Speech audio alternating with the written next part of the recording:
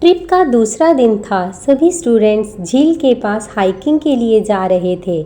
मौसम सुहाना था, बादल धीरे धीरे छा रहे थे और हवा में ठंडक घुल चुकी थी। हाना हमेशा की तरह सबसे आगे थी और जुनबू सबसे पीछे अकेले।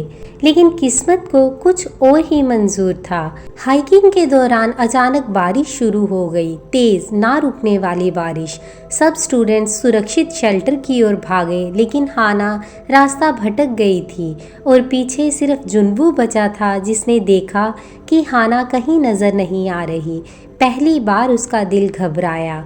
बिना कुछ सोचे वो पहाड़ी के उस पथरीले रास्ते पर भागा और कुछ ही दूरी पर उसे हाना मिल गई, जो एक पेड़ के नीचे भीग रही थी, कांपती हुई। तुम यहाँ क्या कर रहे हो? हाना ने पूछा। तुम्हें लेने आया हूँ, जाहिर है, जुनबू ने कहा, लेकिन आवाज़ में पहली बार गुस्सा नहीं था, चिंता थी। दोनों पास के एक छोटे से पुराने कैबिन में जाकर छुपे। अंदर अंधेरा था, बस एक पुराना कंबल और कुछ लकड़ियाँ थी। जुनबू ने आग जलाने की कोशिश की और हाना उसे चुपचाप देखती रही। भीग चुके दोनों एक ही कंबल में लिपटे। कुछ देर के लिए कोई शब्द नहीं थे, सिर्फ बारिश की आवाज़ और दिल की धड़कनों की। तुम मुझसे डरती क्यों नहीं? जुनबू ने अचानक पूछा। हाना उसकी आंखों में देखती रही, क्योंकि डर की जगह तुम्हारी आंखों में अकेलापन दिखता है और मैं अकेले लोगों से नहीं डरती। उस एक पल में जुनबू को लगा जैसे कोई उसके सीने पर रखे भारी बोझ को हल्का कर गया हो।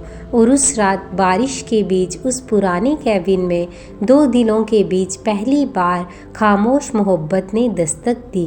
ट्रिप से लौटने के बाद स्कूल का माहौल तो वही था, लेकिन हाना और जुनबू के बीच कुछ बदल चुका था।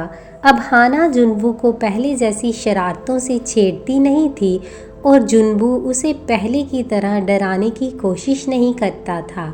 लेकिन इस शांति के पीछे कुछ अनकही बातें थीं। वो कैबिन की बारिश, वो एक कंबल और वो खामोशी जो कुछ कह गई थी। पर कुछ बातें इतनी आसानी से नहीं समझ आती, खासकर जलन। अगले हफ्ते स्कूल में एक नया ट्रांसफ़र स्टूडेंट आया, रियो पार्क। स्मार्ट, हैंडसम और हाना से बेहद जल्दी घुलने मिलने वाला। रियो ने पहले ही दिन हाना से कहा, तुम बहुत दिलचस्प हो, मुझे पसंद हो।